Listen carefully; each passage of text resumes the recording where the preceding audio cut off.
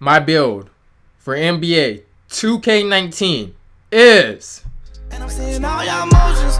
Came a long way from roaches. I ain't ready to burn, get the rolling. I ain't never needed nothing broken. Yo, what's up guys? It's PowerGotGame back with another video. Now I've come to a decision. My build for NBA 2K19. I'm going to break down why I chose this build, how I chose this build, and every step of the process how I got there. So, I knew this year coming in I wanted to make a shooting big man. But I knew they nerfed pure stretches. I knew they nerfed tall centers. So, I wanted to be able to make sure I could still be able to shoot, but I could do other things too. So, I had to decide about if I was going to be this power forward or the center. If you make a center shooting big man, the highest limitless you can get is going to be silver limitless. You can't get anything. It doesn't matter if you make a pure stretch. It doesn't matter if you make anything else. The highest you can get is silver limitless. And the thing about this game is there is no OP players. There's no OP players.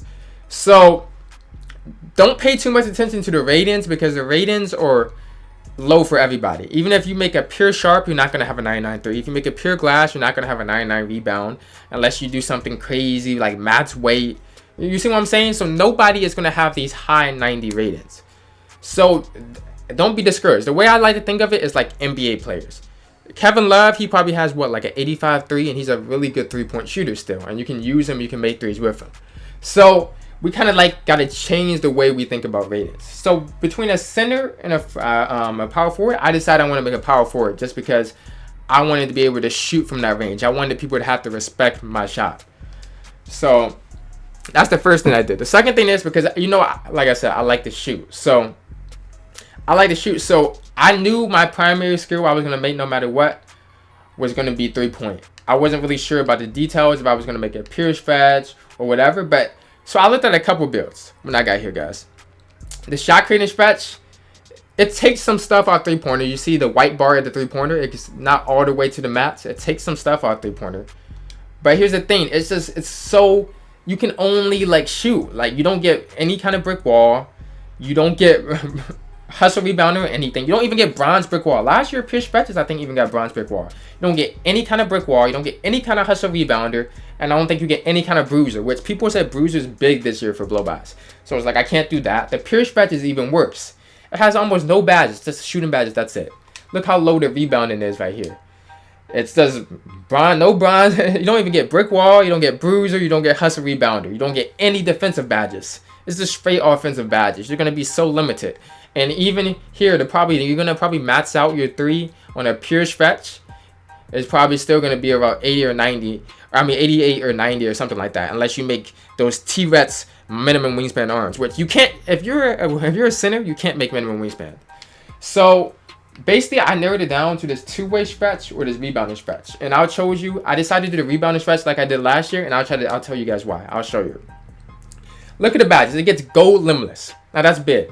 Gold limitless, it gets the same limitless range that a pure stretch would get right here, or the same limitless range that a 3-point shot creating would get. Let me show you guys right here. So they all get the same limitless range. We can all shoot from deep. The only thing they might get is Hall of Fame pick and popper or something. So I can have the same shooting badges as them. My 3-point is a little bit lower, but I'm so well-rounded. Let me just go down the other badges. So gold pick and popper are the gold shooting badges as you guys can see there. The silver ones, I get mid-range, dead-eye, difficult shots, prep-back king. But here's the thing. Hustle rebounder on silver, bruiser on silver, brick wall on silver. But it gets even better when you get to the bronze badges. Because this has 25 badges. That's some of the most in the game. 25 total badges. And where ratings are going to be low this year, I feel like the badges you have are going to stand out a ton. And the bronze badges I get pretty much a ton of defensive badges on bronze. I get defensive stopper. I get pick dodger. I get pick pocket. I get chase down. They don't get, if you're a shot creating stretch or a pure stretch, you don't get any of these defensive badges right here. And I'm still able to rebound and I'm still able to shoot from limitless. So that's why I really like this build. I get bronze relentless finisher. That's big right there too. Break starter is going to be big in certain situations right there. So I like the badges on this build a lot. I'll scroll down right quick slowly so you guys can kind of see the badges, the whole badges for the build. So I feel like this build has some of the best badges in the game, especially that gold limitless. Because last year, remember, only pure stretches had gold limitless. So imagine this build shooting from gold limitless. Like That's what people don't understand. Limitless almost matters. If you're a shooter, you know limitless almost matters more than the actual rating, because if you can shoot from deeper, that makes everybody guard you different. So after I did that, this comes the hard part, because if you mess up your weight and wingspan this year, then it can change your build by so much. So for height though, I looked at this closely, but you honestly, there's no point in making like a 6'10" center. You're gonna get bored there. You're gonna get killed down here. So I had to kind of put this up. I put this to 7 feet, and it barely affected the 3. Guys, look, the 3, like it doesn't really affect it. So I put 7 foot.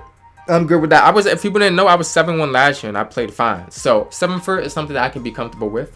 I still feel like I didn't really get outboarded or outmatched. So we'll go with that 7 foot right there for the height. The next thing I'm pretty sure is the wingspan. I'm gonna show you guys what I did over here for my, I don't know, what they have weight. They have weight nuts. All right, so for weight, what I decided to do was, I didn't want to put it down too much, because I need that strength. I need that bot so I'm gonna body by inside centers.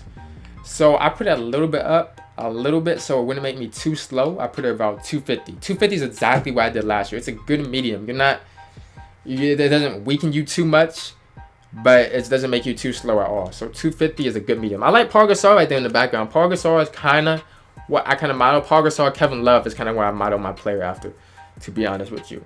So wingspan, if we go right here for the wingspan, this is tough right here, because if you put your wingspan all the way down, you're gonna have these short arms. You're gonna get outboarded. Look at it. Look right. Here's the big thing people didn't notice about. A lot of people are minimum wingspan, especially guards. But a center, you definitely can't do this.